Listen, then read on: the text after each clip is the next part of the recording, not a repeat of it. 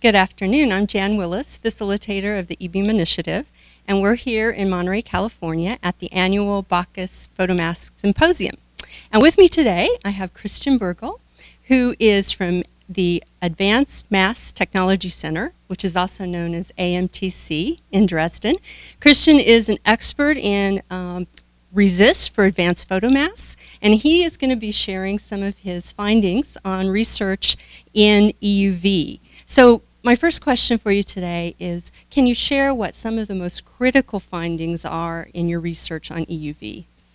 Of course I can. When we have run the process development for our EUV process setup, we found that the known effects for additional or different electron scattering on the EUV plates is really limiting the performance of the plates that we can produce later on. This is especially true if you're talking about key KPIs on the plate like linearity, through pitch behaviors, and also resolution. They are all affected by this one and are much worse performance compared to ARF plates. Okay. Now, since EUV is delayed and isn't going to be available for 20 nanometers, I think we'd be interested to know what your opinion is on some of the innovations to extend 193i. So at AMTC, we're going to prepare ourselves for the introduction of the double patterning. And this comes along with a couple of challenges. The most obvious one is the pretty much tightening of the image placement requirements, but there are also not so obvious parameters that need to be in control, like the validation of the plate-to-plate overlay, how you handle the pair of plates running through the process, and also, for example, if one plate rejects, what you do with the duplicate or the pair of that one.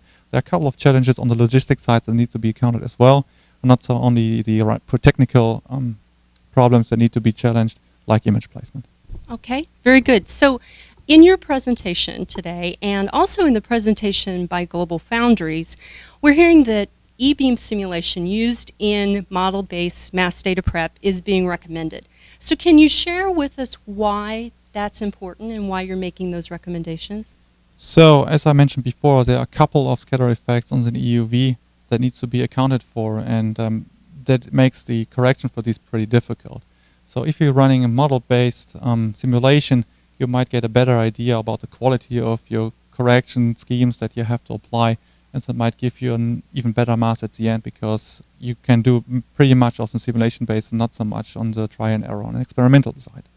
Okay, thank you very much, Christian. Appreciate you sharing your findings with us here today. You're welcome.